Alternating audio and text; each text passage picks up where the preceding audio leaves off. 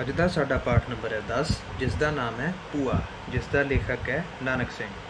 ਨਾਨਕ ਸਿੰਘ ਪੰਜਾਬੀ ਦਾ ਇੱਕ ਪ੍ਰਸਿੱਧ ਨਾਵਲਕਾਰ ਹੈ। ਇੱਥੇ ਇੱਕ ਸ਼ਬਦ ਆਉਂਦਾ ਹੈ ਪ੍ਰਸਿੱਧ, ਜਿਸ ਦਾ ਮਤਲਬ ਹੁੰਦਾ ਹੈ ਮਸ਼ਹੂਰ ਜਾਂ ਫੇਮਸ, ਔਰ ਅਗਲਾ ਸ਼ਬਦ ਹੈ ਨਾਵਲਕਾਰ, ਭਾਵ ਕਿ ਨਾਵਲ ਲਿਖਣ ਵਾਲਾ। ਉਸ ਨੇ ਬਹੁਤ ਸਾਰੀਆਂ ਕਹਾਣੀਆਂ ਵੀ ਲਿਖੀਆਂ ਹਨ।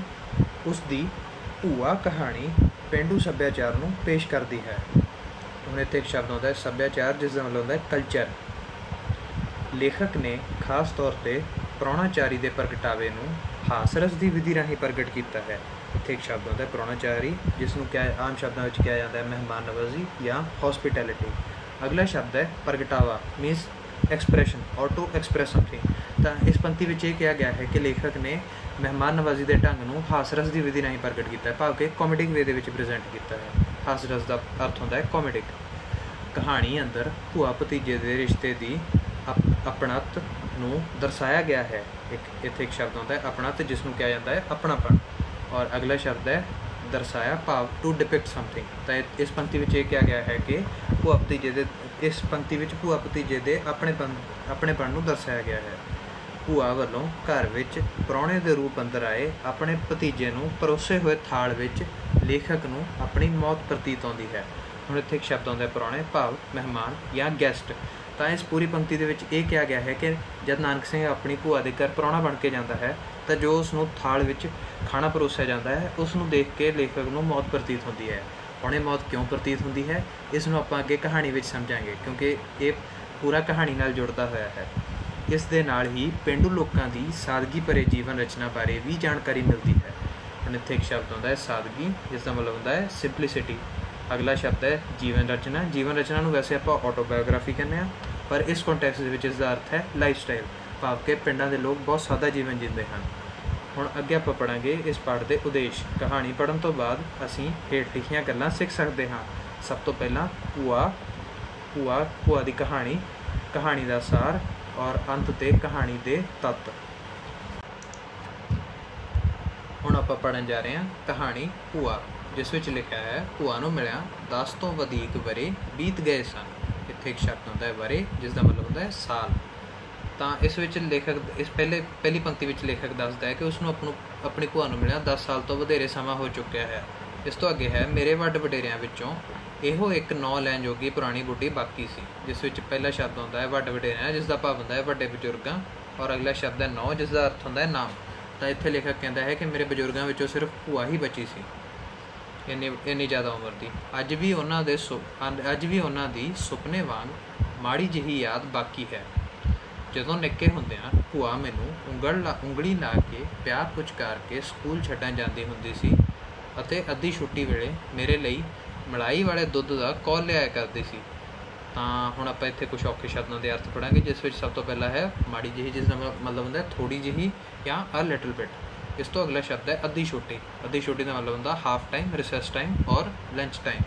ਔਰ ਅਖੀਰਲਾ ਸ਼ਬਦ ਹੈ ਕੌਲ, ਜਿਸ ਦਾ ਅਰਥ ਹੈ ਕਟੋਰਾ, ਜੋ ਕਿ ਇੱਥੇ ਵੀ ਲਿਖਿਆ ਹੈ। ਤਾਂ ਇਸ ਪੂਰੇ ਪੈਰਾ ਵਿੱਚ ਲੇਖਕ ਇਹ ਦੱਸਦਾ ਹੈ ਕਿ ਉਸਦੀ ਭੂਆ ਨੂੰ, ਪਹਿਲਾਂ ਉਹ ਇਹ ਦੱਸਦਾ ਹੈ ਕਿ ਕਿਸ ਤਰ੍ਹਾਂ ਉਸਨੂੰ ਆਪਣੀ ਭੂਆ ਨੂੰ ਮਿਲਿਆ ਬਹੁਤ ਸਮਾਂ ਹੋ ਚੁੱਕਿਆ ਹੈ, ਔਰ ਉਸਦੇ ਬਜ਼ੁਰਗਾਂ ਵਿੱਚੋਂ ਸਿਰਫ ਉਸਦੀ ਭੂਆ ਹੀ ਬਚੀ ਹੈ। ਔਰ ਬਾਅਦ ਵਿੱਚ ਉਹ ਆਪਣੀ ਭੂਆ ਦੇ ਨਾਲ ਆਪਣੇ ਰਿਸ਼ਤੇ ਬਾਰੇ ਸਮਝਾਉਂਦਾ ਹੋਇਆ ਕਹਿੰਦਾ ਹੈ ਕਿ ਕਿਸ ਤਰ੍ਹਾਂ ਉਸਦੀ ਭੂਆ ਉਸਨੂੰ ਛੋਟੇ ਹੁੰਦਿਆਂ ਪਿਆਰ ਪੁਚਕਾਰ ਕੇ ਸਕੂਲ ਛੱਡਣ ਜਾਂਦੀ ਸੀ, ਔਰ ਉਸ ਦੇ ਬਾਅਦ ਅੱਧੀ ਛੁੱਟੀ ਦੇ ਸਮੇਂ ਉਸ ਵਾਸਤੇ ਮਲਾਈ ਦੇ ਦੁੱਧ ਨਾਲ ਭਰਿਆ ਹੋਇਆ ਕਟੋਰਾ ਲੈ ਕੇ ਆਉਂਦੀ ਸੀ। ਹੁਣ ਇਸ ਤੋਂ ਅੱਗੇ ਆਪਾਂ ਪੜ੍ਹਾਂਗੇ ਇਸ ਗੱਲ ਨੂੰ 30-35 ਵਰ੍ਹੇ ਹੋ ਗਏ ਸਨ, ਭਾਵ ਕਿ 30 to 35 ਈਅਰਸ ਦਾ ਟਾਈਮ ਹੋ ਚੁੱਕਿਆ ਸੀ। ਇੱਕ ਇੱਕ ਕਰਕੇ ਸਾਰੇ ਉਹ ਜਿਹੜੇ ਮੈਨੂੰ ਕਾਕਾ ਪੁੱਤਰ ਆਖਣ ਦਾ ਅਧਿਕਾਰ ਰੱਖਦੇ ਸਨ ਮੌਤ ਦਾ ਖਾਜਾ ਬਣ ਚੁੱਕੇ ਸਨ, ਭਾਵ ਕਿ ਮੌਤ ਨੂੰ ਪ੍ਰਾਪਤ ਹੋ ਚੁੱਕੇ ਸਨ। ਪਰ ਮੇਰੀ ਭੂਆ ਅਜੇ ਕੰਧੀ ਉੱਤੇ ਰੁੱਖੜਾ ਬਣੀ ਰਹੀ, ਭਾਵ ਕਿ ਮੇਰੀ ਭੂਆ ਉੱਤੇ ਹਜੇ ਵੀ ਇਸ ਜ਼ਿੰਮੇਵਾਰੀ ਦਾ ਬੋਝ ਸੀ। ਤਾਂ ਇਸ ਪੈਰੇ ਵਿੱਚ ਲੇਖਕ ਸਮਝਾਉਂਦਾ ਹੈ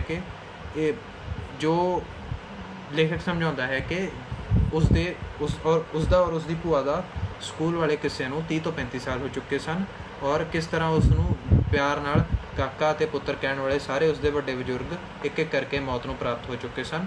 ਉਹਨਾਂ ਵਿੱਚੋਂ ਸਿਰਫ ਉਸਦੀ ਭੂਆ ਹੀ ਇੱਕ ਬਚੀ ਸੀ। ਔਰ ਇਸ ਤੋਂ ਅੱਗੇ ਲੇਖਕ ਦੱਸਦਾ ਹੈ ਕਿ ਹਾਂ, ਅਤੇ ਮੈਂ ਐਤਕੀ ਜਦੋਂ ਆਪਣੇ ਇੱਕ ਰਿਸ਼ਤੇਦਾਰ ਦੇ ਮੁੰਡੇ ਦੀ ਸ਼ਾਦੀ ਉੱਤੇ ਗਿਆ ਤਾਂ ਭੂਆ ਨੂੰ ਮਿਲਣ ਦੀ ਖਾਹਿਸ਼ ਨੂੰ ਮੈਂ ਰੋਕ ਨਹੀਂ ਸਕਿਆ। ਭਾਵੇਂ ਕੱਚੀ ਕੁ ਸੜਕ ਪੂਰੇ 5 ਮੀਲ ਜਾਂਦਿਆਂ ਅਤੇ ਇੰਨੇ ਹੀ ਆਉਂਦਿਆਂ ਮੈਨੂੰ ਕੱਢਣੇ ਪੈਣੇ ਸਨ।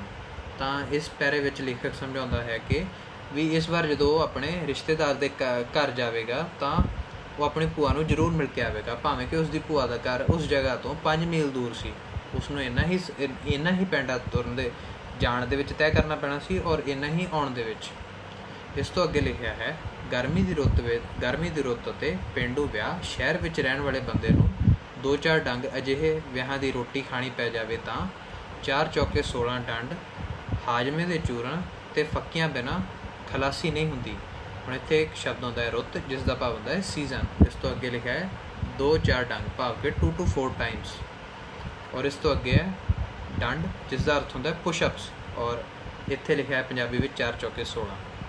ਤਾਂ ਇਸ ਪੂਰੇ ਪੈਰੇ ਵਿੱਚ ਲੇਖਕ ਸਮਝਾ ਰਿਹਾ ਹੈ ਕਿ ਗਰਮੀ ਦਾ ਵਿਆਹ ਔਰ ਜਿਸ ਤਰੀਕੇ ਦਾ ਗਰਮੀ ਦਾ ਮੌਸਮ ਔਰ ਜਿਸ ਤਰੀਕੇ ਦਾ ਪੇਂਡੂ ਵਿਆਹ ਹੁੰਦਾ ਹੈ, ਅਗਰ ਉਸ ਤਰ੍ਹਾਂ ਦੇ ਮਾਹੌਲ ਦੇ ਵਿੱਚ ਕਿਸੇ ਸ਼ਹਿਰ ਦੇ ਵਿੱਚ ਰਹਿਣ ਵਾਲੇ ਬੰਦੇ ਨੂੰ ਉਸ ਮਾਹੌਲ ਦਾ ਭੋਜਨ ਛਕਣਾ ਪੈ ਜਾਵੇ, ਭਾਵ ਕਿ 2-4 ਸਮੇਂ ਦਾ ਭੋਜਨ ਛਕਣਾ ਪੈ ਜਾਵੇ, ਤਾਂ ਉਸ ਲਈ ਉਸ ਨੂੰ ਹਜਮ ਕਰਨਾ ਬਹੁਤ ਔਖਾ ਹੋਵੇਗਾ। ਇਸ ਤੋਂ ਅੱਗੇ ਲਿਖਿਆ ਹੈ 4 ਡੰਗਾਂ ਵਿੱਚ ਕੱਚ ਘਰੜ ਪੂਰੀਆਂ ਅਤੇ ਹੋਰ ਇਹੋ ਜਿਹੇ ਨਿੱਕ ਸੁੱਕ ਤੋਂ ਦਿਲ ਭਰ ਗਿਆ।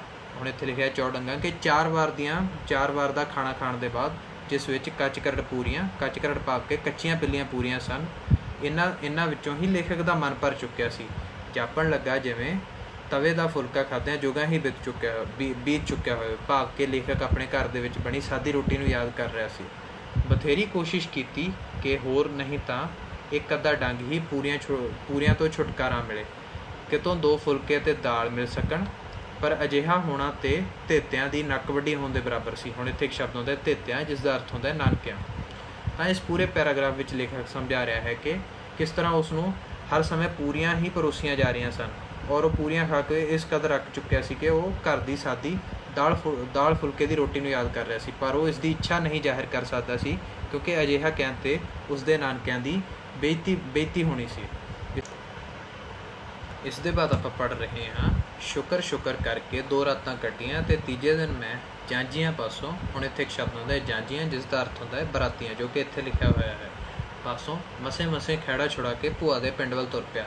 ਤਾਂ ਇਸ ਪੰਕਤੀ ਦਾ ਅਰਥ ਹੈ ਕਿ ਲੇਖਕ 2 ਰਾਤਾਂ ਕੱਟਣ ਦੇ ਬਾਅਦ ਬਰਾਤ ਵਾਲੇ ਘਰ ਤੋਂ ਆਪਣੀ ਭੂਆ ਦੇ ਘਰ ਵੱਲ ਤੁਰ ਪਿਆ। ਮੈਨੂੰ ਯਾਦ ਹੈ ਨਿੱਕੇ ਹੁੰਦਿਆਂ ਮੇਰੀ ਭੂਆ ਮੇਰੇ ਵਾਸਤੇ ਪਤਲੇ ਫੁਲਕੇ ਚੁੱਲ੍ਹੇ ਵਿੱਚ ਫੁਲਾ ਕੇ ਕਿੱਡੇ ਪਿਆਰ ਨਾਲ ਖਵਾਇਆ ਕਰਦੀ ਸੀ। ਹੁਣ ਇੱਥੇ ਇੱਕ ਸ਼ਬਦ ਹੁੰਦਾ ਚੁੱਲ੍ਹੇ, ਜਿਸ ਨੂੰ ਆਪਾਂ ਅੱਜ ਦੀ ਪੰਜਾਬੀ ਭਾਸ਼ਾ ਦੇ ਵਿੱਚ ਗੈਸ ਜਾਂ ਸਟੋਵ ਕਹਿੰਦੇ ਹਾਂ, ਜਿਸ ਦੇ ਉੱਪਰ ਰੋਟੀਆਂ ਜਾਂ ਆਪਾਂ ਪੂਰਾ ਖਾਣਾ ਪਕਾਉਂਦੇ ਹਾਂ।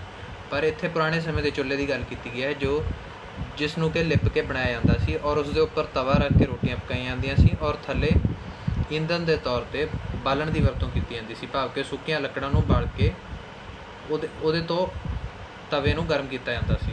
ਇਸ ਤੋਂ ਅੱਗੇ ਲਿਖਿਆ ਹੈ, ਸਵਾਰੀ ਦਾ ਕੋਈ ਪ੍ਰਬੰਧ ਨਾ ਹੋ ਸਕਿਆ।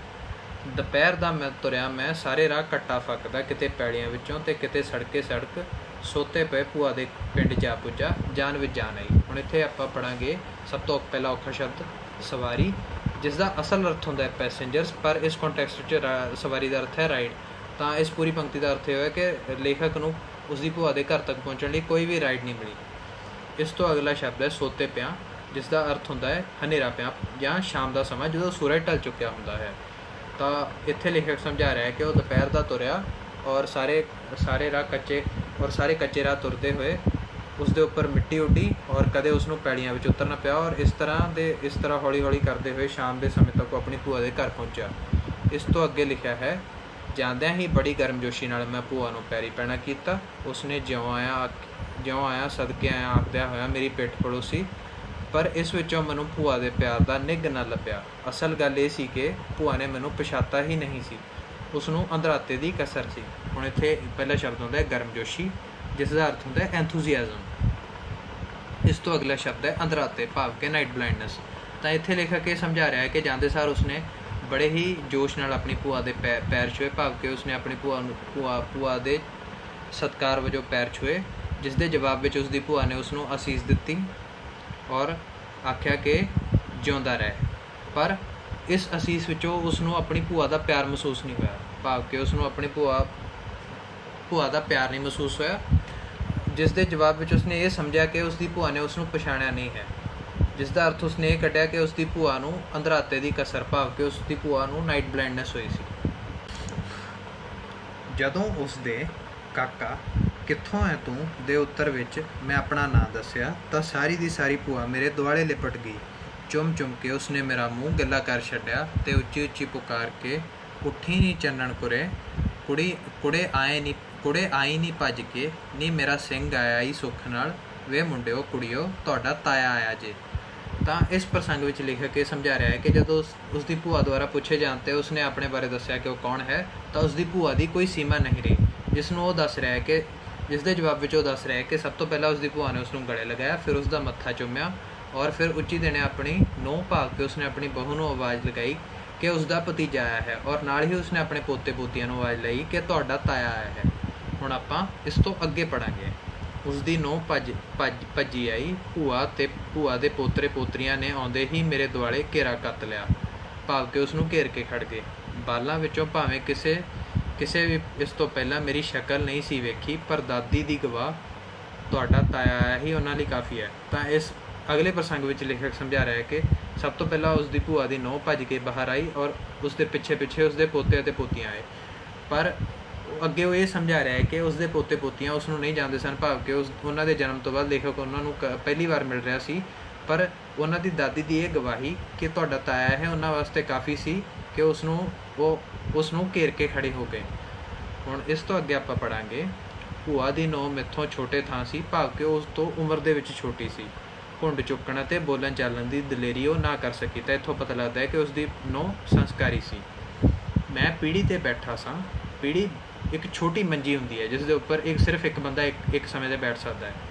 ਭੂਆ ਪੁੰਜੇ ਬੈਠੀ ਦੋਹਾਂ ਹੱਥਾਂ ਨਾਲ ਮੇਰੀ ਪਿੱਠ, ਮੇਰਾ ਸਿਰ, ਮੇਰਾ ਮੂੰਹ ਮੱਥਾ ਪਿਆਰਦੀ ਹੋਈ ਮੇਰੇ ਘਰ-ਬਾਰ ਦੀ, ਮੇਰੇ ਬਾਲਾਂ, ਮੇਰੀ ਘਰਵਾਲੀ ਦੀ ਸੁੱਖ ਸਾਂਦ ਪੁੱਛ ਰਹੀ ਸੀ ਅਤੇ ਮੇਰੇ ਵੱਲੋਂ ਸਿਰਫ ਇੱਕੋ ਉੱਤਰ ਘੜੀ ਮੁੜੀ ਦੁਹਰਾਇਆ ਜਾ ਰਿਹਾ ਸੀ, ਹਾਂਜੀ, ਆਹੋ ਜੀ। ਮੈਂ ਉਸ ਵੇਲੇ ਸੱਚਮੁੱਚ ਆਪਣੇ ਆਪ ਨੂੰ ਦਾੜੀ ਵਾਲਾ ਕਾਕਾ ਅਨੁਭਵ ਕਰ ਰਿਹਾ ਸੀ। ਤਾਂ ਇਸ ਪੂਰੇ ਪ੍ਰਸੰਗ ਵਿੱਚ ਲੇਖਕ ਦੱਸ ਰਿਹਾ ਹੈ ਕਿ ਆਪਣੀ ਭੂਆ ਨੂੰ ਮਿਲਣ 'ਤੇ ਆਪਣੀ ਭੂਆ ਉਸਦੀ ਨੂੰਹ ਅਤੇ ਉਸਦੇ ਪੋਤੇ ਪੋਤੀਆਂ ਨੂੰ ਮਿਲਣ ਤੋਂ ਬਾਅਦ ਉਹ ਪੀੜ੍ਹੀ ਉੱਤੇ ਬੈਠਾ ਅਤੇ ਉਸਦੀ ਭੂਆ ਥੱਲੇ ਬੈਠੀ ਸੀ ਅਤੇ ਉਸਦੀ ਪਿੱਠ ਪਲੋਸ ਰਹੀ ਸੀ ਅਤੇ ਉਸਦੇ ਘਰ-ਬਾਰ ਬਾਰੇ ਔਰ ਉਸਦੇ ਪਰਿਵਾਰ ਬਾਰੇ ਪੁੱਛ ਰਹੀ ਸੀ ਕਿ ਉਹ ਕਿਸ ਤਰ੍ਹਾਂ ਦੇ ਹਨ। ਉਸਦੇ ਬਾਅਦ ਉਹ ਜਵਾਬ ਦੇ ਰਿਹਾ ਸੀ ਕਿ ਉਹ ਸਭ ਠੀਕ ਹਨ। ਔਰ ਇਹ ਸਾਰਾ ਕੁਝ ਅਨੁਭਵ ਕਰਨ ਦੇ ਬਾਅਦ ਲੇਖਕ ਨੂੰ ਇੱਦਾਂ ਲੱਗ ਰਿਹਾ ਸੀ ਕਿ ਭਾਵੇਂ ਉਹ ਉਮਰ ਵਿੱਚ ਤਾਂ ਵੱਡਾ ਹੋ ਚੁੱਕਿਆ ਹੈ, ਉਸਦੀ ਦਾੜੀ ਆ ਚੁੱਕੀ ਹੈ, ਪਰ ਉਹ ਆਪਣੀ ਭੂਆ ਦੀਆਂ ਨਜ਼ਰਾਂ ਵਿੱਚ ਹਜੇ ਵੀ ਬੱਚਾ ਹੀ ਹੈ। ਇਸ ਤੋਂ ਅੱਗੇ ਆਪਾਂ ਪੜ੍ਹਾਂਗੇ ਕਿ ਭੂਆ ਆਖਦੀ ਹੈ ਕਿ ਤੇ ਕੁੜੇ ਉੱਠ ਕੇ ਰੋਟੀ ਟੁੱਕ ਦਾ ਆਰ ਕਰ, ਮੁੰਡਾ ਵੱਡੇ ਵੇਲੇ ਦਾ ਭੁੱਖਾ ਭਾਣਾ ਹੋਵੇਗਾ, ਕਹਿ ਕੇ ਭੂਆ ਨੂੰ ਰਸੋਈ ਵੱਲ ਨਸਾਇਆ। ਨਸਾਇਆ ਦਾ ਅਰਥ ਹੁੰਦਾ ਭੇਜਿਆ। ਮੈਂ ਬਥੇਰੀ ਉਰਜਦਾਰੀ ਕੀਤੀ, ਪਰ ਇੱਥੇ ਸੁਣਾਈ ਕਾਹਨੂੰ ਹੋਣੀ ਸੀ। ਹੁਣ ਇੱਥੇ ਔਖਾ ਸ਼ਬਦ ਆਉਂਦਾ ਉਰਜਦਾਰੀ, ਜਿਸ ਦਾ ਮਤਲਬ ਹੁੰਦਾ ਨਾ ਨੁੱਕਰ। ਤਾਂ ਇਸ ਪੂਰੇ ਪ੍ਰਸੰਗ ਵਿੱਚ ਲੇਖਕ ਸਮਝਾ ਰਿਹਾ ਹੈ ਕਿ ਭੂਆ ਆਪਣੀ ਨੂੰਹ ਨੂੰ ਹੁਕਮ ਦਿੰਦੀ ਹੈ ਕਿ ਉਹ ਰਸੋਈ ਵੱਲ ਜਾਵੇ ਅਤੇ ਮੇਰੇ ਵਾਸਤੇ ਖਾਣਾ ਬਣਾ ਕੇ ਲਿਆਵੇ, ਪਰ ਇਸ ਦੇ ਜਵਾਬ ਵਿੱਚ ਲੇਖਕ ਕਹਿੰਦਾ ਹੈ ਕਿ ਉਹ ਪਹਿਲਾਂ ਹੀ ਬਰਾਤ ਤੋਂ ਖਾਣਾ ਖਾ ਕੇ ਆਇਆ, ਪਰ ਉਸਦੀ ਇੱਕ ਵੀ ਨਹੀਂ ਸੁਣੀ ਜਾ ਰਹੀ ਸੀ। ਇਸ ਤੋਂ ਅੱਗੇ ਸਮਝਾਇਆ ਜਾ ਰਿਹਾ ਹੈ, ਭੁੱਖ ਮੈਨੂੰ ਉੱਕਾ ਹੀ ਨਹੀਂ ਸੀ, ਸਗੋਂ ਦੁਪਹਿਰੇ ਜਿਹੜੀ ਜੰਝ ਵਿਦੈਗੀ ਵੇਲੇ ਰੋਟੀ ਅਤੇ ਉਸ ਤੋਂ ਬਾਅਦ ਕੁਛ ਮਠਿਆਈ ਖਾਣੀ ਪਈ, ਉਸ ਨਾਲ ਤਬੀਅਤ ਦਿੱਕ ਹੋ ਚੁੱਕੀ ਸੀ। ਦਿੱਕ ਦਾ ਅਰਥ ਹੁੰਦਾ ਹੈ ਖਰਾਬ, ਜੋ ਕਿ ਇੱਥੇ ਲਿਖਿਆ ਹੈ। ਮੈਂ ਦਿਲ ਨਾਲ ਫੈਸਲਾ ਕੀਤਾ ਸੀ ਕਿ ਰਾਤੀ ਕੁਝ ਨਹੀਂ ਖਾਵਾਂਗਾ। ਅਜੇ ਤੱਕ ਡਕਾਰ ਆ ਰਹੇ ਸਨ। ਤਾਂ ਅਗਲੇ ਪ੍ਰਸੰਗ ਵਿੱਚ ਲੇਖਕ ਸਮਝਾ ਰਿਹਾ ਕਿ ਉਹ ਪਹਿਲਾਂ ਹੀ ਬਰਾਤ ਦੇ ਚੱਲਣ ਸਮੇਂ ਰੋਟੀ ਖਾ ਚੁੱਕਿਆ ਸੀ ਔਰ ਉਸ ਦੇ ਬਾਅਦ ਮਠਿਆਈ ਖਾ ਚੁੱਕਿਆ ਸੀ, ਔਰ ਇੰਨਾ ਸਾਰਾ ਖਾਣਾ ਖਾਣ ਦੇ ਬਾਅਦ ਉਸਦੀ ਤਬੀਅਤ ਕੁਛ ਖਰਾਬ ਹੋ ਗਈ ਸੀ। ਤਾਂ ਉਸਨੇ ਇਹ ਫੈਸਲਾ ਕੀਤਾ ਸੀ ਕਿ ਉਹ ਰਾਤ ਦੇ ਸਮੇਂ ਕੁਛ ਨਹੀਂ ਖਾਵੇਗਾ, ਪਰ ਉਸਦੀ ਇੱਕ ਵੀ ਨਾ ਚੱਲੀ, ਜੋ ਕਿ ਆਪਾਂ ਅੱਗੇ ਪੜ੍ਹਾਂਗੇ। ਉਸ ਤੋਂ ਬਾਅਦ ਲੇਖਕ ਕਹਿੰਦਾ ਹੈ ਕਿ ਉਹ ਮੇਰੇ ਰੱਬਾ, ਮੇਰੇ ਅੰਦਰੋਂ ਡਰ ਭਰੀ ਆਵਾਜ਼ ਨਿਕਲੀ ਜਦੋਂ ਕੁਛ ਚਿਰ ਬਾਅਦ ਮੈਂ ਆਪਣੇ ਅੱਗੇ ਨੱਕੋ ਨੱਕ ਤੱਕ ਪਰੋਸਿਆ ਥਾਲ ਵੇਖਿਆ। ਚੱਕੀ ਦੇ ਪੁੱਟ ਜੱਡੇ ਪਰੌਂਠੇ, ਜਿਨ੍ਹਾਂ ਵਿੱਚੋਂ ਘਿਓ ਵਗ ਵਗ ਕੇ ਥਾਲ ਦੇ ਉਸ ਹਿੱਸੇ ਚੱਲ ਰਿਹਾ ਸੀ ਜਿੱਥੇ ਮੋਟੀਆਂ ਮੋਟੀਆਂ ਸੇਵੀਆਂ ਦਾ ਇੱਕ ਤਕੜਾ ਅੰਬਾਰ ਉਸਾਰਿਆ ਸੀ ਅਤੇ ਜਿਸ ਉੱਤੇ ਬੁੱਕ ਸਾਰੀ ਸ਼ੱਕਰ ਦੀ ਤਹਿ ਵਿਛੀ ਹੋਈ ਸੀ। ਤਾਂ ਇੱਥੇ ਸਭ ਤੋਂ ਪਹਿਲਾਂ ਆਉਂਦਾ ਹੈ ਇੱਕ ਸ਼ਬਦ ਚੱਕੀ ਦੇ ਪੁੜ। ਚੱਕੀ ਦੇ ਪੁੜ ਕੀ ਹੁੰਦੇ ਹਨ? ਚੱਕੀ ਦੇ ਪੁੜ ਤੋਂ ਪਹਿਲਾਂ ਆਪਾਂ ਸਮਝਦੇ ਕਿ ਚੱਕੀ ਕੀ ਹੁੰਦੀ ਹੈ। ਚੱਕੀ ਪੁਰਾਣੇ ਸਮੇਂ ਦੀ ਉਹ ਮਸ਼ੀਨ ਹੁੰਦੀ ਹੈ ਜਿਸ ਨੂੰ ਵਰਤ ਕੇ ਦਾਣਿਆਂ ਨੂੰ ਪੀਸ ਕੇ ਆਟਾ ਬਣਾਇਆ ਜਾਂਦਾ ਸੀ। ਤਾਂ ਚੱਕੀ ਦੇ ਪੁੜ ਵੱਡੇ ਵੱਡੇ ਪਹੀਆਂ ਦੇ ਵਾਂਗ ਹੁੰਦੇ ਸਨ, ਜਿਨ੍ਹਾਂ ਦੇ ਵਿਚਕਾਰ ਦਾਣਿਆਂ ਨੂੰ ਰੱਖਿਆ ਜਾਂਦਾ ਸੀ। ਤਾਂ ਇੱਥੇ ਲੇਖਕ ਇਹ ਸਮਝਾਉਣਾ ਚਾਹੁੰਦਾ ਹੈ ਕਿ ਚੱਕੀ ਦੇ ਪੁੜ ਭਾਵ ਕੇ ਬਹੁਤ ਵੱਡੇ ਵੱਡੇ ਸਾਰੇ ਪਰੌਠੇ ਉਸ ਨੂੰ ਪਰੋਸੇ ਜਾ ਰਹੇ ਸਨ। इस तो अगला शब्द है अंपार, जिसका अर्थ होता है बहुत ज़्यादा। तो इत्थे लेखक अपनी थाली का वर्णन कर रहा है कि किस तरह उसकी थाली के वड्डे वड्डे सारे वड्डे वड्डे परौठे जिन्होंने उपर घ्यो इन्ना ज़्यादा घ्यो लगाया गया सी कि घ्यो रुड़ के सेवियां वाले पासे जा रहा सी और दूसरे पासे सेवियां का अंबार लग्या सी कि बहुत सारिया सेवियां सन जिन्होंने उत्ते एक बुक भर के शक्कर विछी हुई सी। बुक होंदा है मुट्ठी, भाव के एक मुट्ठी शक्कर विछी हुई सी। इस तो अगे लिखा है, मैं सहमे सहमे नज़र नाल कदे थाल वल वेखां अते कदे अपने ढिड वल। मूसा मौतों भज्या, अगे मौत खड़ी वाली गल बनी। भरजाई नूं ते मैं संग दे मारे कुछ आख ही नहीं सकदा हाँ। जे ते भूआ नूं इस बाबत कुछ कहना ना कहना इक्को जिहा सी। तो इत्थे लेखक अपनी हालत बयान करता हुआ दसदा है कि कदे वो एक बार थाली वल देखदा है तो कदे एक बार अपने भरे हुए पेट वल देखदा है।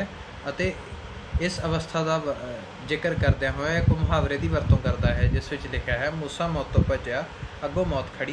भाव के मूसे नाम का इंसान मौत तो डरदा हुआ मौत तो दूर भजदा है, पर जिथे जाके वो खड़दा है उत्थे ही मौत उसके सामने आ जाती है।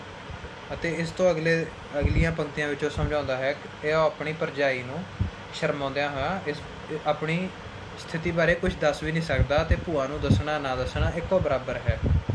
इस तो अगे लेखक आखदा है कि भूआ अगे मैं बथेरे वास्ते पावां, भूआ जी मैनूं एक गराही दी भी भुख नहीं, मैं अगे ही जंज की रोटी खाण करन औखा हाँ, पर मेरी बिना किसी गल वल ध्यान दित्तियां भूआ अपनियां ही वाही जावे।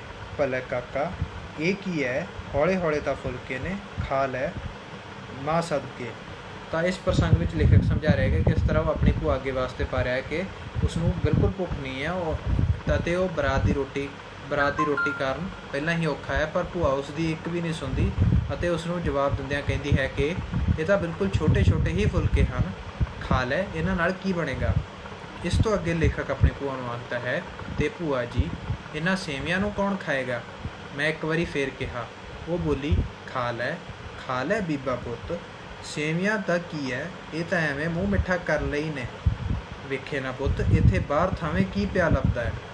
तो इस अगले प्रसंग में लेखक समझा रहा है कि किस तरह अपनी भूआ नूं सेवियां बाबत आखदा है कि सेवियां वो किस तरह खाएगा, जिसके जवाब में उसकी भूआ आखदी है कि सेवियां बहुत थोड़ियां हैं, भाव के ये तो सिर्फ मूँह मिठा करन लई ही हैं। इस तो अगे लेखक आखदा है, इस तो अगे उसकी भूआ आखदी है कि वेखे ना पुत्त इत्थे बाहर थावें की पिया लभदा है, शहरां नगरां दी की गल है, उत्थे तां जो बत्तियां दंदां विचों मिले वो मिल बत्तियां दंदां विचों आखे वो मिल जाता है।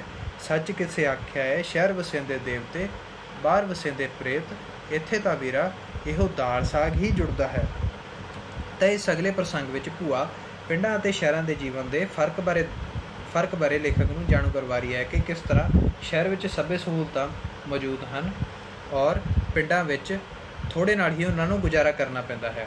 और इस गल नूं साबित करने लई वो एक मुहावरे की वरतों करती है जो कि है, शहर वसेंदे देवते बाहर वसेंदे प्रेत, भाव के शहर विच देवते वसदे हैं और शहर तो बाहर प्रेत वसदे हैं। इस तो अगे भूआ आखदी है, तेरा फुफड़ जिउंदा सी, असीं एक वारी अंबरसर गए, सदके जाइए गुरु की नगरी तो सबब नाल महाराज दे दर्शन हो गए, घरां दे पुआड़ियां विचों कित्थे निकल हुंदा है, वो भी मेरी जठाणी दे फुल गंगा ले जाने सी। तां मैनू आखण लगा, शंकर दी माँ किहड़ा रोज़ रोज़ आया जाता है, खसमां नूं खाणियां लोड़ां ही नहीं पूरीआं हुंदियां। तो इत्थे भूआ अपने अते अपने पति प्रति होईआं गल्लां दे प्रसंग बारे लेखक नूं जाणू करवाउंदी है ते आखदी है कि एक बारी वो अपने पति नाल अमृतसर गई सी और उत्थे उसने अपनी जठाणी दियां अस्थियां वहाउणियां सन, जिस दे जवाब विच उसका पति उसनूं आखदा है कि चल किहड़ा वार वार शहर आया जाता है और घर के झगड़ियां तो ही मसला नहीं उठता। अते उस तो बाद उसका पति उसनूं आखदा है, वो जाने तू भी चली चल, ते मैं भी इत्थे सबब नाल चली गई। दिल ते बथेरा करदा है, पर एक बारी फिर गंगा माई का इशनान कर आवां, शंकर नूं किन्ने वास्ते पा चुकियां पई मुंडिया, जिथे होर सैकड़े खर्च का खाना है, उत्थे ये भी जस खट छड़, पर वो तो सुनता ही नहीं मेरी गल।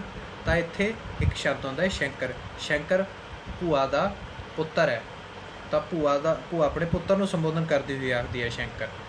ਅਤੇ ਇੱਥੇ ਭੂਆ ਆਪਣੇ ਪੁੱਤਰ ਦੀ ਗੱਲ ਕਰਦੀ ਹੋਈ ਕਹਿੰਦੀ ਹੈ ਕਿ ਉਸਦਾ ਗੰਗਾ ਮਾਈ ਵਿੱਚ ਮਰਨ ਤੋਂ ਪਹਿਲਾਂ ਇੱਕ ਵਾਰ ਇਸ਼ਨਾਨ ਕਰਨ ਦਾ ਮਨ ਕਰਦਾ ਹੈ, ਜਿਸ ਬਾਬਤ ਉਹ ਆਪਣੇ ਪੁੱਤਰ ਨੂੰ ਵੀ ਆਖਦੀ ਹੈ ਕਿ ਉਹ ਉਸ ਨੂੰ ਇੱਕ ਵਾਰ ਉੱਥੇ ਲੈ ਜਾਵੇ ਜਿੱਥੇ ਉਹ ਹੋਰ ਜਗ੍ਹਾ ਪੈਸੇ ਖਰਚਦਾ ਫਿਰਦਾ ਹੈ। ਉਹ ਇੱਕ ਵਾਰ ਉਸ ਨੂੰ ਗੰਗਾ ਮਾਈ ਦਾ ਇਸ਼ਨਾਨ ਕਰਵਾ ਕੇ ਇਹ ਵੀ ਪੁੰਨ ਖੱਟ ਲਵੇ, ਪਰ ਉਸਦਾ ਪੁੱਤਰ ਉਸਦੀ ਇੱਕ ਵੀ ਗੱਲ ਨਹੀਂ ਸੁਣਦਾ। ਇਸ ਤੋਂ ਅੱਗੇ ਹੈ ਭੂਆ ਬਿਨਾਂ ਰੁਕਿਆ ਹੀ ਆਪਣੀ ਵਿਆਖਿਆ ਕਰੀ ਜਾ ਰਹੀ ਸੀ ਅਤੇ ਇੱਧਰ ਮੈਂ ਸੋਚ ਰਿਹਾ ਸਾਂ ਅੱਗੇ ਜਠਾਣੀ ਦੇ ਫੁੱਲ ਲੈ ਕੇ ਗਈ ਸੈਂ, ਹੁਣ ਭਾਵੇਂ ਭਤੀਜੇ ਦੇ ਫੁੱਲ ਲੈ ਕੇ ਜਾਣ ਦੀ ਵਾਰੀ ਹੈ। ਭਾਵ ਕਿ ਉਹ ਭੂਆ ਉੱਤੇ ਵਿਅੰਗ ਕੱਸਦਾ ਹੋਇਆ ਕਹਿੰਦਾ ਹੈ ਕਿ ਅੱਗੇ ਉਹ ਆਪਣੀ ਜਠਾਣੀ ਦੀਆਂ ਅਸਥੀਆਂ ਲੈ ਕੇ ਵਿਹਾਉਣ ਗਈ ਸੀ ਅਤੇ ਇਸ ਵਾਰ ਉਸਨੂੰ ਲੇਖਕ ਦੀਆਂ ਅਸਥੀਆਂ ਲੈ ਕੇ ਜਾਣਾ ਪਵੇਗਾ। ਅਖੀਰ ਇਹ ਸੋਚ ਕੇ ਅੱਛਾ ਉਖਲੀ ਵਿੱਚ ਸਿਰ ਦੇ ਦਿੱਤਾ ਤਾਂ ਹੁਣ 4 ਸੱਟਾਂ ਵੱਧ ਕੀ ਅਤੇ 4 ਘੱਟ ਹੀ ਖਾਣਾ ਸ਼ੁਰੂ ਕੀਤਾ। ਤਾਂ ਭਾਵ ਇੱਥੇ ਲੇਖਕ ਇਹ ਸਮਝਾ ਰਿਹਾ ਕਿ ਇੱਕ ਵਾਰ ਮੁਸੀਬਤ ਗਲ ਪੈ ਹੀ ਗਈ ਤਾਂ ਮੁਸੀਬਤ ਥੋੜ੍ਹੀ ਕੀ ਅਤੇ ਜ਼ਿਆਦਾ ਕੀ।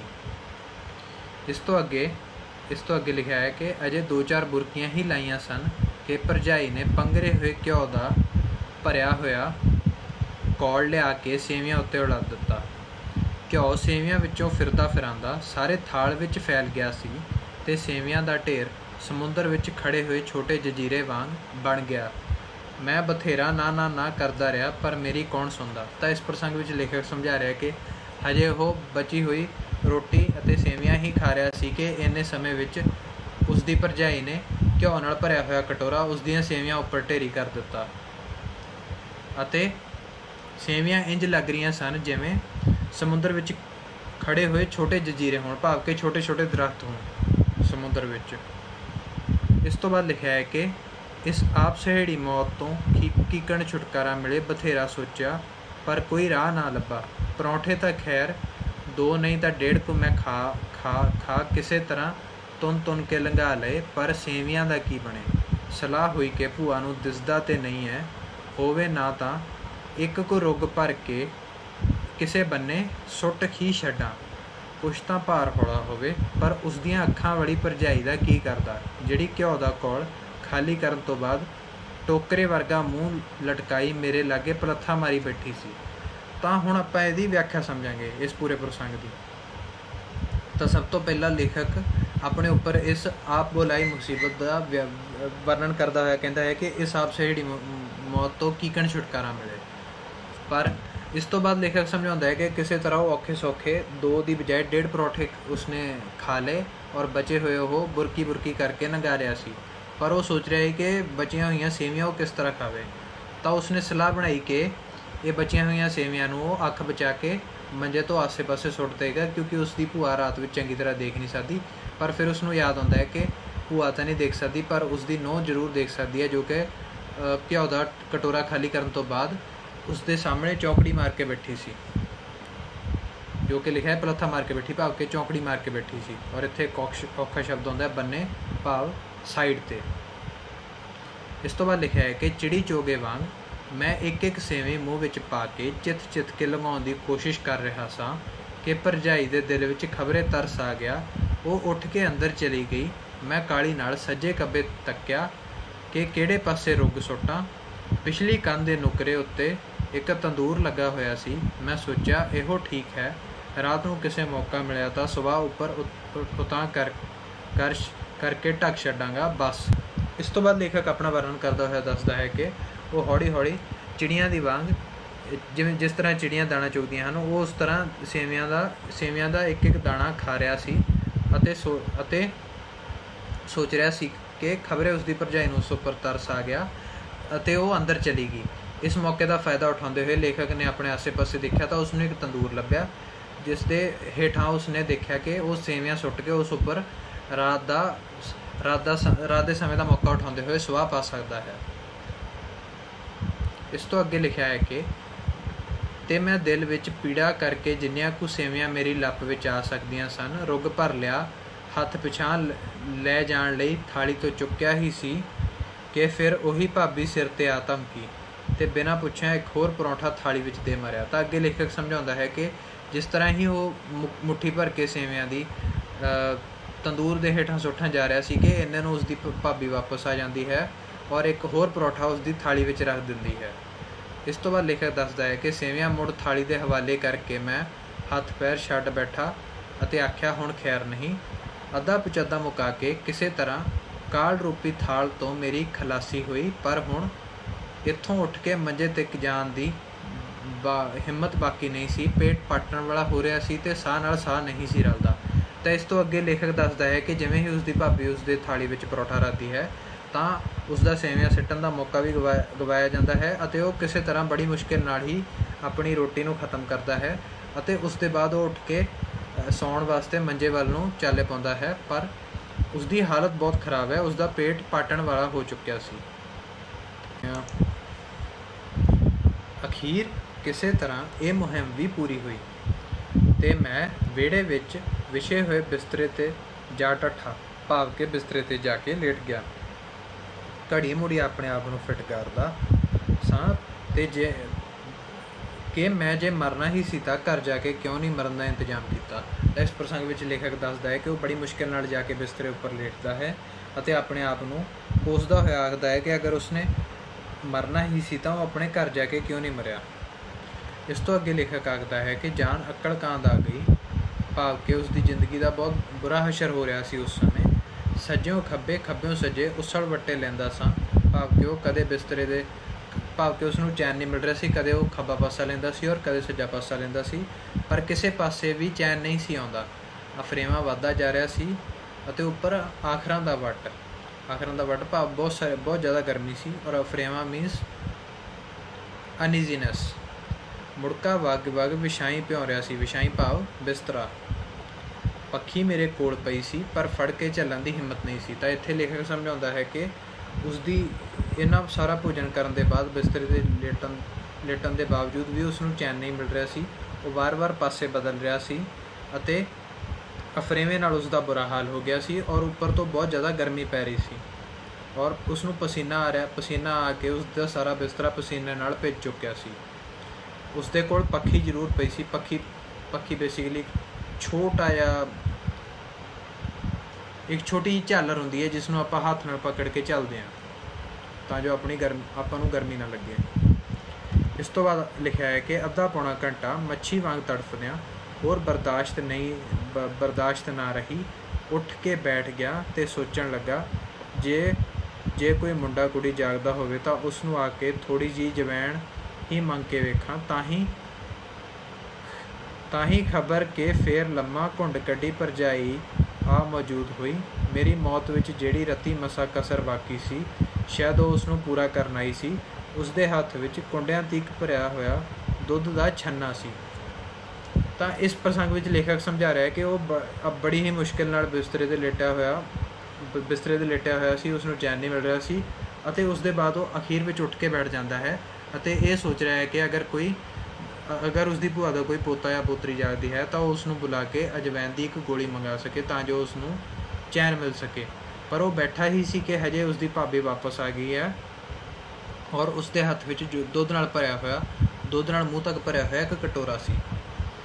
ਇਸ ਤੋਂ ਬਾਅਦ ਲਿਖਿਆ ਹੈ ਕਿ ਭਰਜਾਈ ਦੀ ਥਾਂ ਕਦੇ ਮੇਰੀ ਵਹੁਟੀ ਹੁੰਦੀ ਤਾਂ ਇਹੋ ਸੜਦਾ ਦੁੱਧ ਦਾ ਛੰਨਾ ਖੋ ਕੇ ਉਸਦੇ ਮੂੰਹ 'ਤੇ ਚੁੱਕ ਮਾਰਦਾ, ਪਰ ਕਰਦਾ ਕੀ ਇਹ ਭਰਜਾਈ ਸੀ ਅਤੇ ਫਿਰ ਭੂਆ ਦੀ ਨੂੰਹ ਜਿਸ ਨਾਲ ਬੋਲ ਨਾ ਚਾਲ।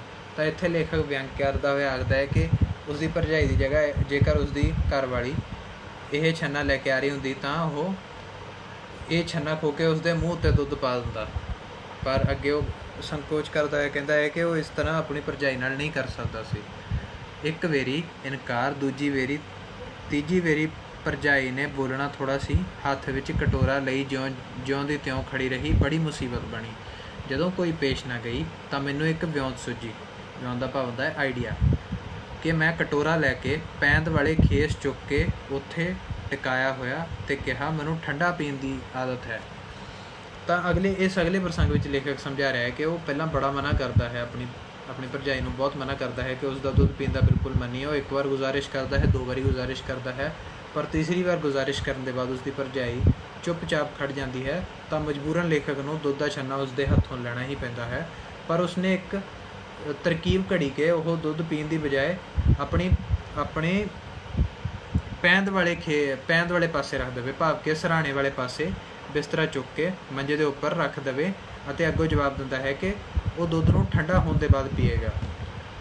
इस तो अगे लिखा है कि वो शायद अपने जेठ नूं इन्नी खेचल नहीं देना चाहती सी। खेचल का भाव होंदा है मुश्किल जां मुसीबत, जां खबरे ये ख्याल करके कि जेठ दुध पीण लई बहुत उतावले होणगे भज के गड़वी चुक लियाई अते फैंट फैंट के दुध ठंडा करन लगी। तो इस प्रसंग में लेखक समझा रहे हैं कि जिस तरह ही वो दुध नूं अपनी पैंद वाले पासे रखते हैं तो कहते हैं कि वो दुध ठंडा होकर पीणगे, तो उन्होंने भरजाई सोचती है कि वो उन्होंने ये दुध ठंडा करके पीण की मुसीबत में पाने की बजाय खुद ही दुध ठंडा करके दे देगी। इस वास्ते वो भज के रसोई विचों एक गड़वी चुक के लियाउंदी है और हौली हौली गड़वी की वरतों नाल दुध नूं ठंडा करन लग जाती है फैंट फैंट के। छन्ना फिर मेरे हत्थ विच, ख्याल सी शायद फड़ा के तुरदी बनेगी, पर सस ने शायद उसनूं चेतावनी दे के भेजा सी कि छन्ना खाली लैके मुड़े। इस वेले जे उस छन्ने की थां मैनूं कोई संखीए की गोली दे दिंदा, संखीए का अर्थ हुंदा है जहर, तो निश्चय नाल ही मैं उसनूं तरजीह दिंदा। तो इस प्रसंग में लेखक समझा रहा है कि वो सोच रहा सी कि दुध ठंडा करने के बाद उसकी भरजाई उसनूं दुध का कटोरा दे के आप रसोई वाल चाले पावेगी, पर उसनूं पर वो उत्थे ही खड़ी रही, जिस तो लेखक नूं ये प्रतीत होया कि उसकी भूआ ने उसनूं उत्थे खड़ के खाली छन्ना वापस लैके आउण दा हुक्म दिता सी। अते लेखक इस तो बाद फिर व्यंग करता हुआ कहता है कि इस समय उसनूं इस दुध के छन्ने की बजाय जेकर कोई जहर दिंदा तो वह जहर खाना पसंद करता। इस तो बाद लिखा है कि एक घुट, दो घुट, चार घुट, पर इस तरह ये छप्पड़ जड्डा छन्ना मुक्कण वाला नहीं सी। तो इस विच लेखक बयान कर रहा है कि किस तरह वो दुध नूं थोड़ा थोड़ा करके पीने की कोशिश कर रहा है, पर दुध मुक्कन के उपर ही नहीं आ रहा। और इत्थे एक छोटा जिहा शब्द लिखा है छप्पड़, जो एक जिसका अर्थ होंदा है पौंड, भाव के एक छोटा जिहा टोबा। खसमां नूं खा गया इहो जिहा संकोच, मेरी नहीं सलाह हजे मरन दी।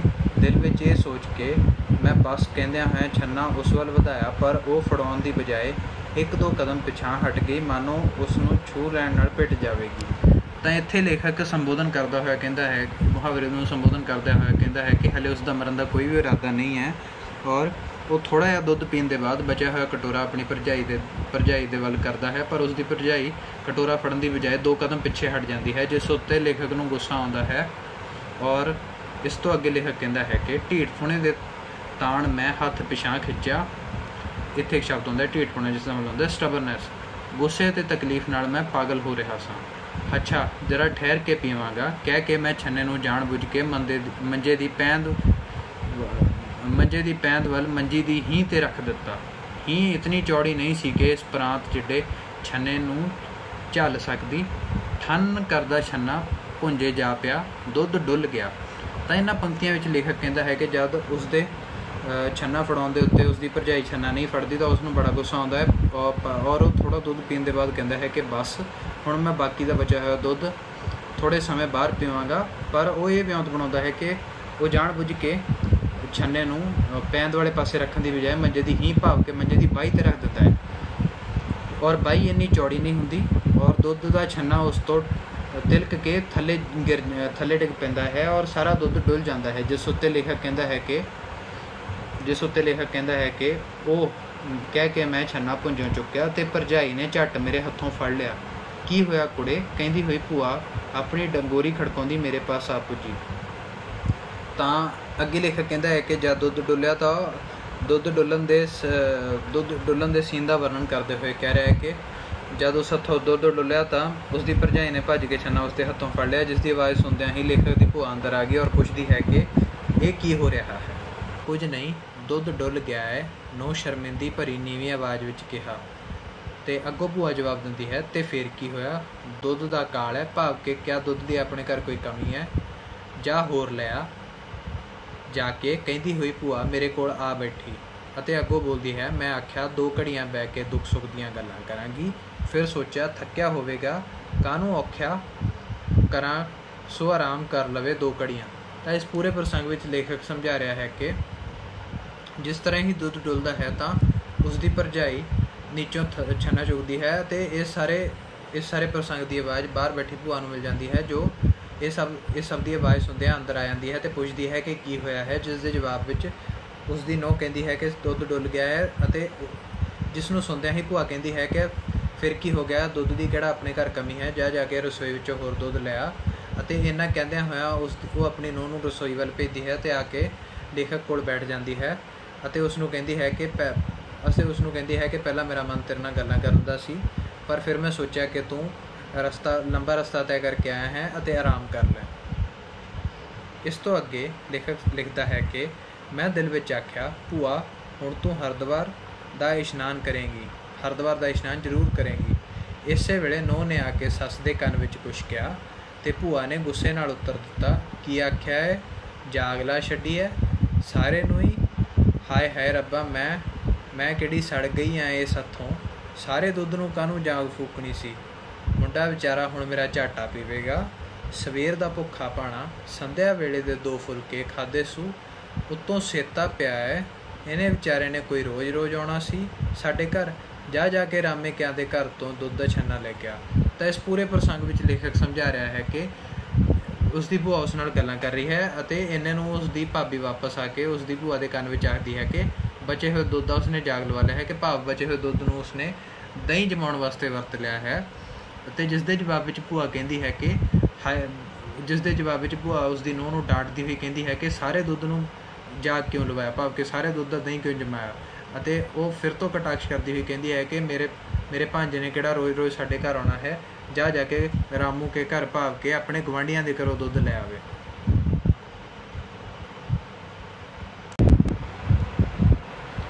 ਇਸ ਤੋਂ ਅੱਗੇ ਲੇਖਕ ਆਖਦਾ ਹੈ, ਨਾ ਭੂਆ ਜੀ, ਤੁਹਾਨੂੰ ਮੇਰੇ ਸਿਰ ਦੀ ਸਹੁੰ, ਜੇ ਦੁੱਧ ਨੂੰ ਭੇਜੋ। ਮੈਂ ਤਰਲੇ ਨਾਲ ਕਿਹਾ। ਤਰਲੇ ਦਾ ਮਤਲਬ ਹੁੰਦਾ ਹੈ ਰਿਕੁਐਸਟ।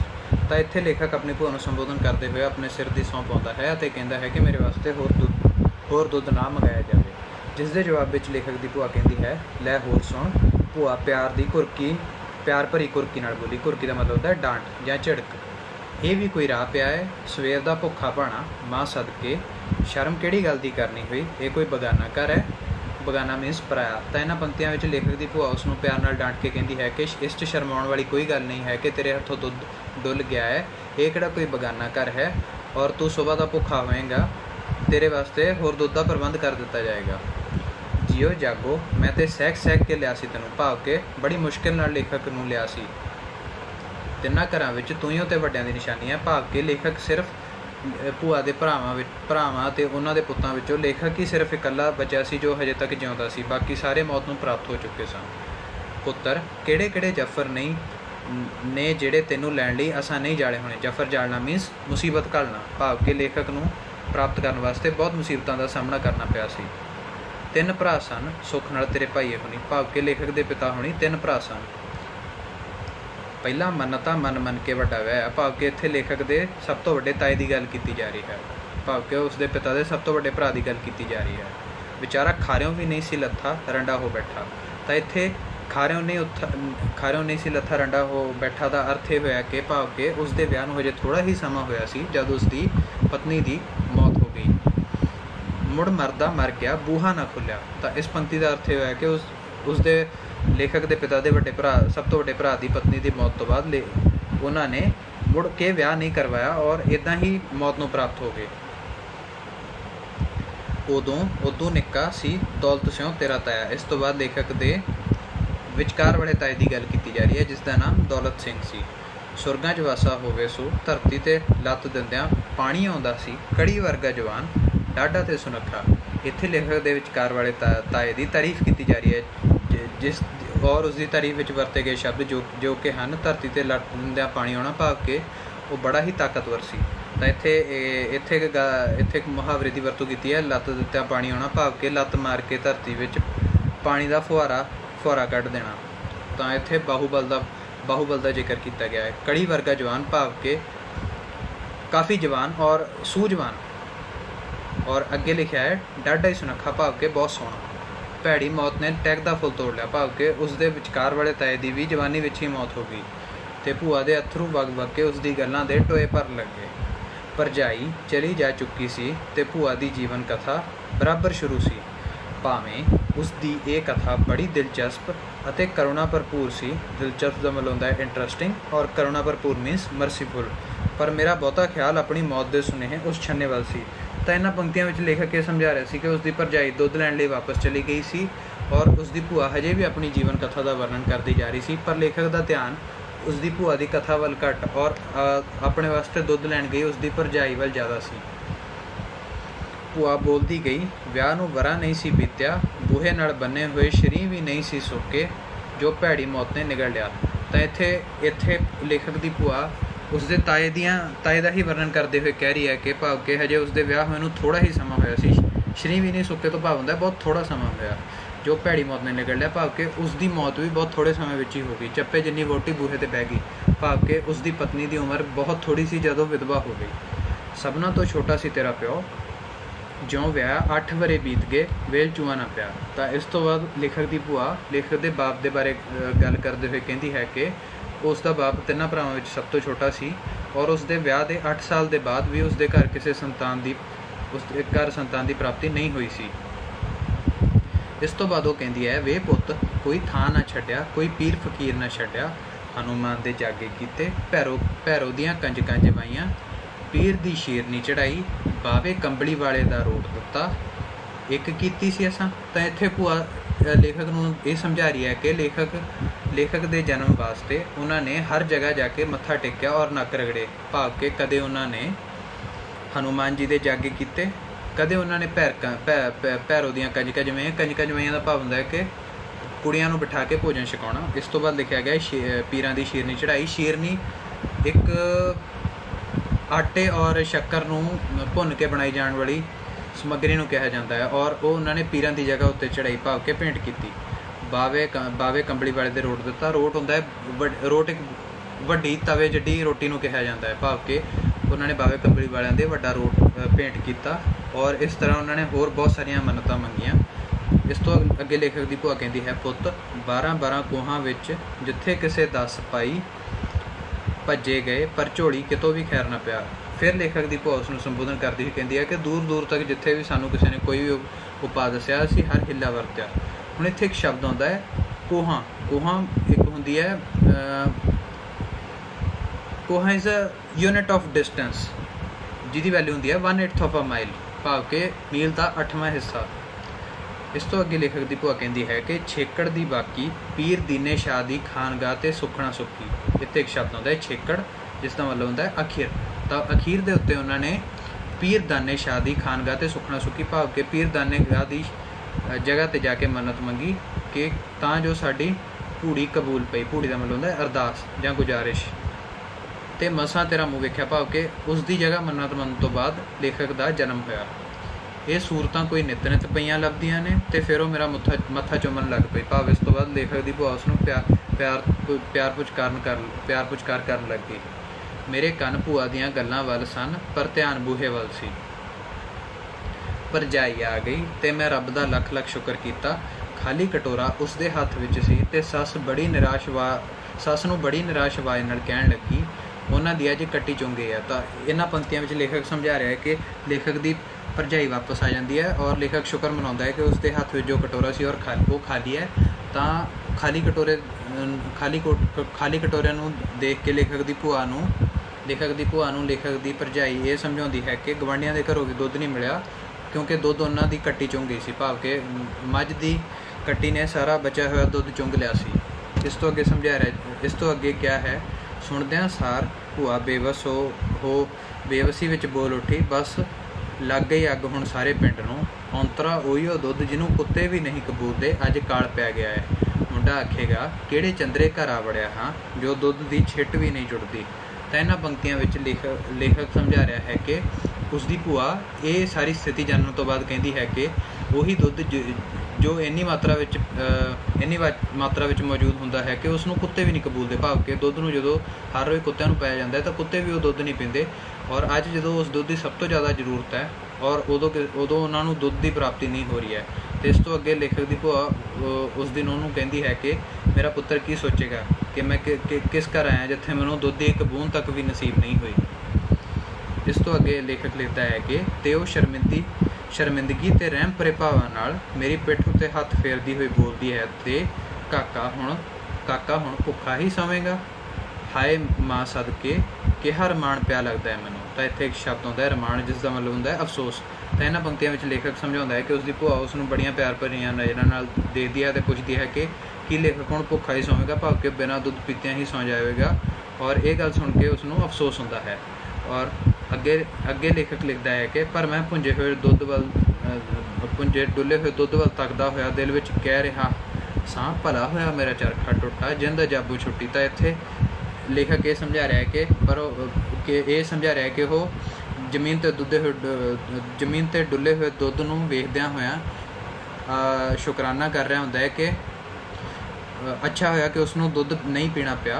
और ये सारी स्थिति का वर्णन करते हुए एक मुहावरे की वरतों करता है जो कि है भला होया मेरा चरखा टुटा जिंद अजाबू छुट्टी, जिसका अर्थ है कि चंगा होया कि मेरा चरखा टुट गया, भाव कि हुण मैनूं चरखा नहीं कतना पेगा, भाव कि मैनूं काम नहीं करना पेगा और मेरी जिंद छुट जाएगी।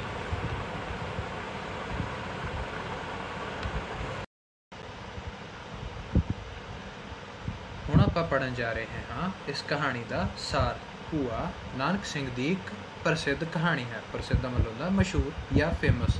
इस कहानी विच लेखक ने भूआ भतीजे के रिश्ते राही प्राहुणाचारी नूं बहुत रोचक ढंग नाल पेश किया है। प्राहुणाचारी का अर्थ होंदा है हॉस्पिटैलिटी या मेहमान नवाजी। गड्डी मोटर का प्रबंध ना होने करके लम्मी वाट गा के भूआ के पिंड पहुँचता है, भाव के उसनूं कोई भी ट्रांसपोर्टेशन की सहूलत प्राप्त नहीं होती, इस करके वो पैदल ही भूआ के पिंड लंबा रस्ता तय करके पहुँचता है। अंदराते की कसर करके भूआ उसनूं नहीं पछाणदी, पर अपना नां दस्सण ते भूआ उसनूं निੱਘਾ प्यार दिंदी है। अपने इत्थे एक शब्द होंदा है अंदराता, जिसका अर्थ होंदा है नाइट ब्लाइंडनेस। प्यार विच खीवी हुई भाव के डुली हुई वो अपनी नूंह ते पोतरिਆਂ ਨੂੰ आवाज़ां मार के इकट्ठा कर लेती है। नूंह नूं रोटी टुक दा आहार करन दा हुक्म दे के भूआ लेखक लई वड्डी मुसीबत खड़ी कर दिंदी है, क्योंकि विआह दे खाणे ने उसकी हालत पहलां ही खराब की हुई सी। वार वार मना करन दे बावजूद परौंठे सेवियां शक्कर ते घिओ नाल भरिया थाल वेख के उसके होश गुम हो जाते हैं। इन्ना कुछ खाण की बेबसी का मतलब होंदा है हैल्पलैसनैस दस्सण दे उल्ट भूआ सगों कहती है कि इत्थे पिंडां विच तां कुछ सरदा ही नहीं, भाव के इत्थे क्या जा रहा है कि लेखक अपनी हालत बयान करता है, पर उस दे नाल सहानुभूति रखने की बजाय भूआ कहती है कि पिंडां विच तां कुछ मिलता ही नहीं है, भाव के जो उसने जो खाना उसकी नूंह उसके वास्ते लैके ये बहुत थोड़ा है। तो अगे लिखा है शहर होवे तां कुछ भी मंगवा लवो। इस स्थिति विच लेखक औखा सौखा खाना अंदर लगाउंदा है, पर उसकी हालत उदों पतली हो जाती है जदों भूआ दी नूंह चुपचाप घिओ दा कौल भाव के कटोरा उसके थाल विच उल्ट जाती है। उसने स्कीम लाई के, स्कीम का मतलब होंदा आइडिया, कि सेवियां नूं अख बचा के कंध नाल लगे तंदूर विच सुੱਟ दवां, पर भूआ दी नूंह उसकी टहल सेवा लई सिर ते खड़ी सी। टहल सेवा मीनस सैल्फलैस सर्विस। अध पचद्दा खा के लेखक विहड़े विच विछे बिस्तरे ते जाके ढेरी हो गया, भाव के बिस्तरे ते लेट गया। थोड़ी देर अंदर उसनों अफरेवा होण लगा। अफरेवा means unease due to overeating. मगरों भूआ दी नूंह दुध दा भरिया छन्ना भाव के कटोरा लैके उसदे सराणे आ खड़दी है। मजबूरी विच लेखक नूं छन्ना फड़ना पैंदा है। वो कदे ठंडा करके पीण दा बहाना अते कदे ठहर के पीण दा बहाना बनाउंदा है, भाव के बाद विच पीण दा बहाना बनाउंदा है। पर जदों उसकी कोई वाह नहीं चलती तां वो छन्ना मंजे दी हींह ते रख के दुध नूं जान बुझ के डोल दिंदा है, भाव के जदों उसके सारे पैंतरे खत्म हो जाते हैं तो वह जान बुझ के दौड़ वाले पासे भाव के पैरों वाले पासे छन्ने नूं रखता है, जिथे छन्ना सही तरह नहीं टिकता और नीचे गिर के सारा दुध डुल जाता है। उसनों लगता है कि हुण उसका छुटकारा हो जाएगा, पर जदों इस गल का भूआ नूं पता चलता है तो वह नूंह नूं होर दुध लियाउण दा हुक्म कर दिंदी है। बचले दुध नूं जाग लवाउण दा पता लगन ते भूआ नूंह नूं गवांढियां तो दुध लियाउण लई आखदी है, भाव के जदों उसकी नूंह उसनूं भूआ नूं जवाब दिंदी है कि बचे हुए दुध नूं उसने दही जमाउण वास्ते जाग लवा लिया है, तो भूआ उसनूं हुक्म दिंदी है कि वो दुध गवांढियां दे घरों लैके आवे। लेखक की उदों जान विच जान आउंदी है जदों वो नूंह दे हत्थ खाली छन्ना वेखदा है, क्योंकि गवांढियां दी मੱਝ नूं अज कट्टी चुंग गई सी, भाव के गवांढियां दी मੱਝ दा दुध अज उसकी कट्टी ने पी लिया सी।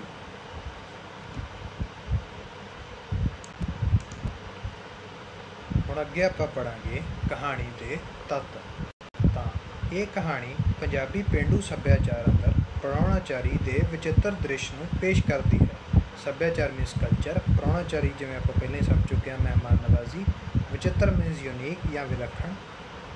तो इत्थे लिखा गया, अगे लिखा गया है भूआ वालों भतीजे की आओ भगत मीनस अगेन मेहमान नवाजी ਲਈ दिखाए गए प्यार विचों जिथे रिश्ते का निग वेखण नूं मिलता है, उत्थे वध खा लैण नाल लेखक उत्ते की बीतती है इस नूं कथा का आधार बनाया जाता है। भाव के लेखक अपनी हालत नूं कथा के तौर के उत्ते पेश करता है। लेखक एक विआह विच शामिल होने पिछों अपनी भूआ के पिंड जाता है। भूआ भतीजे के आउण नाल मोह प्यार के हड़ विच वह तुरदी है। इस प्यार के हड़ विच लेखक नूं परौठे, सेवियां, शक्कर उत्ते उपरों घ्यो नाल भरिया थाल देख के अपनी मौत नज़र आती है। पर भूआ की नज़र विच ये कुछ भी नहीं, इंज लेखक की लाचारी ते भूआ की अपणत। हुण इत्थे एक शब्द होंदा लाचारी, जिसका मतलब होंदा है हेल्पलैसनैस। अपणत मीनस अपनापन, दोवें गल्लां अंदर ही रौचक स्थिति उत्पन्न करदियां हैं। रौचक मीनस इंटरस्टिंग एंड उत्पन्न मीनस क्रिएट। भाव के दोनों ही सिचुएशनस अपने बनदियां और मुसीबत का एक इंटरस्टिंग पैटर्न क्रिएट करदियां। इस कहानी के कुल 3 पात्र हैं, भाव के 3 करैक्टर्स हैं, लेखक, भूआ और भूआ की नूंह। केंद्री पात्र लेखक है, भाव के central character is the writer, जिस दुआले सारी कहानी घूमती है। भूआ इस कहानी की प्रमुख पात्र है, भाव के सब तो पहली पात्र है, जिसकी होंद नाल कथा संगठन बनता है, भाव के जिसके आउण नाल स्टोरी टेलिंग इवेंट स्टार्ट होता है। कथा संगठन का अर्थ होता है स्टोरी टेलिंग इवेंट। नूंह का रोल भावें घट है, परंतु कथा वस्तु विच इसकी भूमिका महत्वपूर्ण है। महत्वपूर्ण मीनस जरूरी, और कथा वस्तु मीनस स्टोरी रिलेटेड आइटम। तो अगे लिखा है इस कथा का बिरतांत भूआ के पिंड पहुँचे लेखक की मानसिक ते शारीरिक हालत को केंद्र में रखता है। इत्थे एक शब्द होंदा है बिरतांत मीनस लाइफ स्टोरी। इस पूरी पंक्ति में लिखा गया है कि इस कथा की लाइफ स्टोरी भूआ के पिंड के भूआ के पिंड पहुँच के लेखक की मानसिक और शरीरिक हालत को बयान करता है। विआह के खाने तो औखा लेखक भूआ द्वारा परोसे खाने ना चाहते हुए भी खांदा है।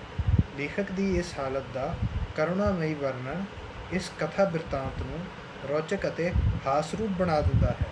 इत्थे एक शब्द होता है करुणामयी, जिसका अर्थ होता है मर्सीफुल। तो इस पूरी पंक्ति का अर्थ यह है कि लेखक का यह तरसयोग, लेखक की इस तरसयोग हालत का वर्णन इस पूरी कहानी को ना सिर्फ इंटरस्टिंग बनाता है बल्कि कॉमेडिक टच भी दिंदा है। तो अगे लिखा है वार्तालाप किसी कहानी विचले पात्रां ਦੇ ਕਾਰਜ ਤੇ ਸੁਭਾਅ ਨੂੰ ਜਾਣਨ ਅਤੇ ਵਿਸ਼ੇ ਨੂੰ ਸਪਸ਼ਟ ਕਰਨ ਵਿੱਚ ਸਹਾਈ ਹੁੰਦੇ ਹਨ। ਵਾਰਤਾਲਾਪ ਮੀਨਸ ਡਾਇਲੋਗ, ਕਾਰਜ ਮੀਨਸ ਵਰਕ ਔਰ ਸਹਾਈ ਮੀਨਸ ਹੈਲਪਫੁਲ। ਮੀਨਸ ਜੋ ਡਾਇਲੋਗ ਹੁੰਦਾ ਹੈ ਉਹ ਕਿਸੇ ਵੀ ਕਹਾਣੀ ਦੇ ਕੰਮ ਨੂੰ, ਕਿਸੇ ਵੀ ਕਹਾਣੀ ਦੇ ਸੁਭਾਅ ਜਾਣਨ ਦੇ ਵਿਸ਼ੇ ਨੂੰ ਸਪਸ਼ਟ ਰੂਪ ਵਿੱਚ ਪ੍ਰਸਤੁਤ ਕਰਨ ਦੇ ਵਿੱਚ ਹੈਲਪਫੁਲ ਹੁੰਦਾ ਹੈ। भूआ ते लेखक विचकार वार्तालाप इस कहानी की चूल हैं, भाव के कनकलूजन हैं। मन बचनी वार्तालाप मीनस माइंडफुल कॉन्वरसेशन की भी भरपूर वरतों की गई है। भूआ की नौं का मूक संवाद भी महत्वपूर्ण है, भाव के भूआ की नौं की साइलेंट कॉन्वरसेशन भी महत्वपूर्ण है, क्योंकि वह पूरी कहानी में कुछ भी नहीं बोलती।